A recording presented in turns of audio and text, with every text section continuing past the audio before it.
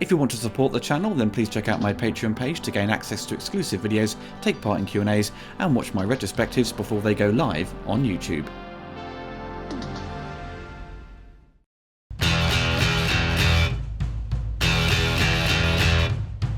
Just recently, The Suicide Squad hit cinema screens throughout the world and is now available to stream on HBO Max. With the constant delays of many movies the past 18 months, I completely forgot about this film's release date and was totally surprised it was out in late July. Produced on a budget of $185 million and directed by James Gunn, most well known for his efforts on the hugely successful Guardians of the Galaxy films. A couple of years ago, James Gunn was let go by Disney for a number of offensive tweets from his past. He is now back with the studio working on Guardians of the Galaxy 3, but at the time he was quickly picked up by Warner Brothers to handle their output of comic book movies.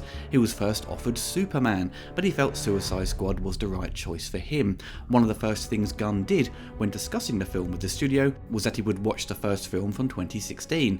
The studio said he could take or leave any elements he wanted, but they hoped that he would bring back Margot Robbie as Harley Quinn. Gunn didn't look at this take as a sequel or reboot, but its own thing. He wouldn't address the events of the first film and even the spin-off movie Birds of Prey. The first decision Gunn made on the new film was to bring back Margot, Viola Davis as Amanda Waller, Joel Kinnaman as Rick Flag, and Jai Courtney as Boomerang in a minor role. James Gunn took inspiration from John Ostrander's original 1980s run on the Suicide Squad comics. He was drawn to John's take because it was about a bunch of losers, B-grade supervillains, and felt encouraged to find the best characters for his story.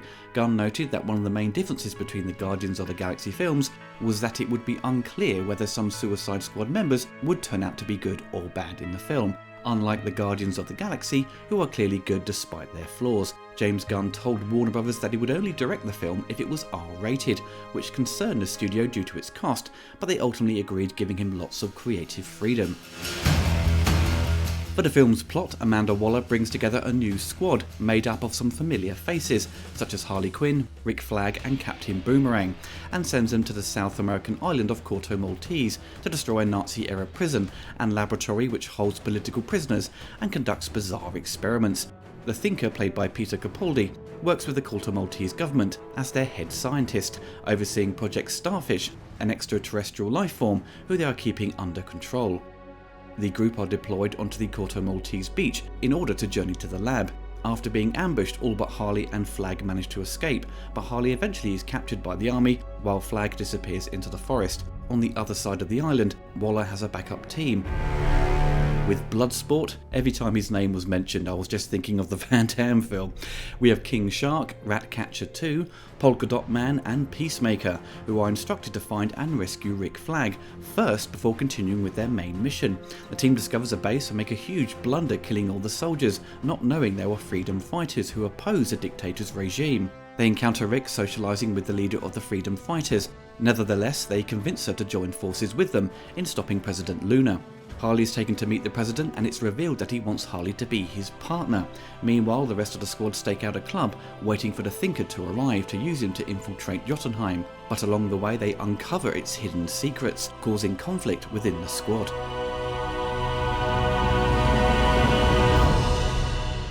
James Gunn's take on the Suicide Squad is like a breath of fresh air compared to the film from 2016, which I've only seen once and thought it was utter rubbish, a poorly edited mess with an incoherent plot. I'm sure, as many of you know, the studio took it out of the director's hands and gave it to a company who specialised in producing trailers to edit the movie to capture the energy of the promos they produced. The director more recently has been wanting to get his version released. I'm not bothered either way if it gets released or not, as I have no real desire to sit through it again. This sequel feels like the direction they should have taken in the first place, a group of anti-heroes who are seen as a bunch of losers who are forced to deal with a problem and clean up the government's shady dealings, which I suppose the original version did to some degree, but it completely lacked the wit, humour and charm of James Gunn's take on this comic book property. As stated earlier, this is a standalone film, so if you haven't seen the other two flicks, then it's totally fine. You won't feel lost or confused, and I'm sure many fans will be happy with the new character lineup. As we've seen with Gunn's Guardians of the Galaxy movies, the humour is strong and the jokes fire on all cylinders. And it's the same with the Suicide Squad. Very early on into the film, the gags are coming at you left, right and centre, and it keeps you engaged with the story. When there are scenes when there is no humour deployed, it does reveal its somewhat generic plot. which is having a group of heroes battle a big monster by the end. It contains a lot of beats in the story that is all very familiar in the comic book movie genre. It's not to say it's a bad thing or overly negative aspect of it, but it just becomes very apparent, and it may or may not bother you. With Warner Brothers giving James Gunn the creative freedom to essentially make an R-rated movie, which can be risky in the current climate, and with its huge budget, it may take a bit longer to make a profit, but it's a welcome return to his Troma roots. With it on the surface feeling like an R-rated version of Guardians of the Galaxy, it felt to me more in line with his earlier superhero efforts with the film Super from 2010, which tonally matches the Suicide Squad and has the blood and gore to boot. Other properties are doing similar things, such as Amazon's The Boys, which in turn is very funny and very graphic. The film is rated a 15 in the UK. If this, say, was released 20 years earlier, or perhaps in the 1990s, with this level of violence and bad language, it would have been slapped with an 18 certificate, and probably would have had some minor edits here and there. So much has changed over the years with the attitude towards violence, as it's far more relaxed now. But I'm still sometimes surprised when I see something really graphic in a 15 rated movie. I turn into a concerned parent and think, this should be an 18. The casting is absolutely spot on, with all the characters getting enough screen time for them to be fleshed out. And they all have a good arc in the story. No one really gets pushed aside. I was kind of concerned that Harley Quinn would dominate the film, as I'm not a huge fan of that character. Nothing to do with Margot Robbie, she is a fantastic actor, but Harley works best in a supporting role. She bounces off the other heroes well when it comes to the comedic moments, but on her own I lose interest. But the standout performances go to John Cena and Idris Elba, who both get some of the best lines of dialogue and really play up to the humour. Idris Elba probably just squeezes past John Cena to take the top spot as the best of the squad for me. His early appearance in the film, where he is in a proper slagging off match with his daughter, it's funny as hell but also really emotional at the same time. James Gunn really nails the character to get across where Bloodsport is in his life, and in such a short space of time for this moment between them to really work. It's brilliant writing, and Idris along with John have fantastic comedic timing. There's loads of leg-slappingly funny moments, with Bloodsport being scared of rats. You didn't tell me you had a fear for rats, Dubois. I'm an assassin! Why would I share my liabilities? Rat! Constant bickering between the team, it keeps the laugh count high. Ratcatcher, like Bloodsport, has a difficult past, and is also a very likeable character. She is a good person at heart and not someone who could be seen as a villain. She has the ability to control rats, but the downside is that she is super lazy and always sleepy. She ultimately becomes an important aspect for the final act. Polka Dot Man is probably the most depressed character of the group, and rightly so when you find out his background, and once he reveals what he sees all the time due to his hilarious powers, it's comedy gold. Peter Capaldi's character, the Thinker, I would have liked to know more about. It's explained how he come to work with the government and the discovery of the giant starfish, but all the devices on his head wasn't really well explained, and I think more time could have been given to his character. He does get a little moment to lose his temper in classic Peter Capaldi fashion, like in the thick of it, but you're just left wanting more from him.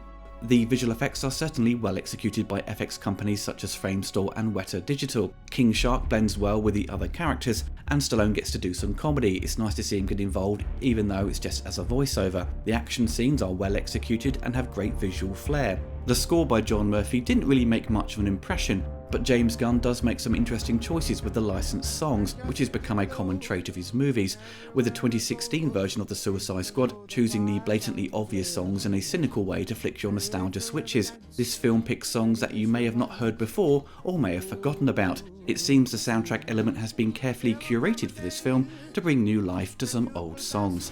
I would certainly recommend you see it. It's a strong 4 out of 5 film. The reviews published since its release have been overwhelmingly positive. I think it's well deserved, but I think some have overreacted with their love for it. It's not groundbreaking or anything like that, it's just entertaining and very funny. It ticks all the boxes and does its job. If you feel comfortable returning to the cinema, then definitely go, as this film deserves a big screen experience. It was a good move for the studio to give James Gunn the creative freedom he deserved to give new life to these characters. It certainly makes me feel more confident that the studio is moving in the right direction now. I think it was wise for them to move away from this shared universe crossover movies and so forth. Focusing on standalone adventures I think is more ideal and works best in the long term. I think people will be excited to see more of the Suicide Squad in future after seeing this film. After the 2016 debacle, I just didn't care about seeing any more of them, but this new set of heroes really got me intrigued to see where they will go in future. If it stays in this direction and has Gunn involved either directing or in some other creative capacity, then I think the future is looking bright for the Suicide Squad.